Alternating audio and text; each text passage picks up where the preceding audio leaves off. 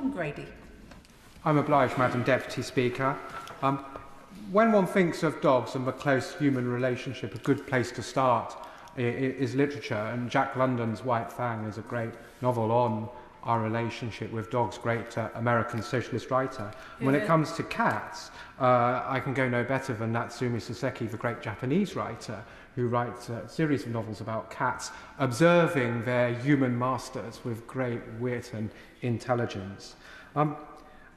As a boy, I had 3 dogs, or rather my father did: Pistol, Points, and Muttley. And my dad believed that dogs should be named after Shakespearean characters, hence Pistol and Points. But the balance of power shifted in the family, and Muttley, of course, is that great Hanna-Barbera dog. We drew the line at Huckleberry Hound. But there's something very important about these dogs, is they're all stray dogs. And they had great emotional difficulties in gaining trust with humans because they were mistreated when they were younger. And that's why the Honourable Member for Winchester is so right to emphasise the real damage that cruelty to animals can do. And the next-door neighbours have 2 cats, Butch and Cuddles, and the clue is somewhat in their name. They were stray cats, and Butch actually is a cat that's found a long time to get trust with the next-door neighbours and myself and my family. He does now, but it's because if you're cruel to animals when they're young, it causes them long-term psychological damage. Okay. Now, this bill extends to Scotland, and I'm delighted at that, because this House shouldn't be afraid to legislate for the welfare of people or animals in Scotland. And I commend my Honourable Member, the Honourable Member for Winchester, for legislating for Scotland. And it's very important to my constituents.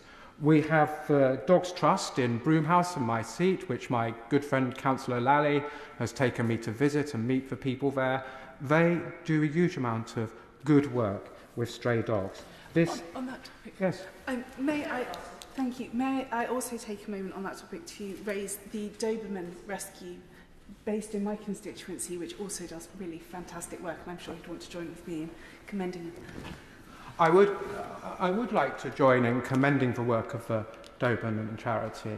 Dogs like Dobermans and German Shepherds have a reputation, but they are very kind and loving and loyal dogs, and I commend work with Dobermans. So there's a great deal of support for this important bill in my constituency. If I may mention some other points that are important about this bill, restricting the commercial importation and non-commercial movement of dogs, cats and ferrets into the UK on the grounds of welfare is a very, very important objective.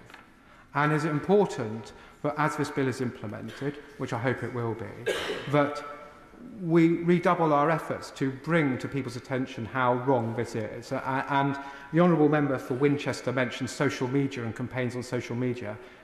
The Honourable Member is entirely correct to do so. The scale of this problem is a big problem, and people are doing this for commercial gain with a great deal of cruelty. There is a rise in markets for pregnant dogs and cats being brought in. The Honourable Member is quite right to talk about the mutilation of animals. People have known for decades, if not longer, that the mutilation of animals, tail docking and so on, is cruel and wrong, and it should not be taking place in this day and age. It is utterly barbaric. It's very important for public health, a point I think that the Honourable Member for Dewsbury and Batley picked up on. Dogs untested for diseases won't be able to come here. The Labour Party manifesto made pledges in relation to animal welfare, and this helps fulfil those pledges. It improves enforcing, and I do have some experience through talking to colleagues of the former colleagues about enforcing animal cruelty laws. This makes it much easier to enforce certain elements of already existing animal cruelty laws about, for example, the mutilation of dogs, and that is something that is very, very important. Some mention has been made, Madam Deputy Speaker, of Twitter feeds and dogs during the general election campaign. I will admit I too, during the general election campaign and the many months beforehand, had a hobby of taking pictures of dogs and posting them on Twitter, and I have got out of the way at this, and I'd like to thank the Honourable Member for Winchester, for reminding me that this is actually quite a pleasant thing to do and probably better for the constituents too. They probably find it much more interesting than my political comments and other interesting observations I may have. They may actually come to the view that I am more perceptive and expert on dogs than politics. I hope they'll not find that out for another 5 or so years. But this is an important bill. The Honourable Member for Winchester has outlined why it's important. He speaks, may I say, Madam Deputy Speaker, from a position of real expertise as a vet. And I believe that he is to be commended for bringing this bill to the House.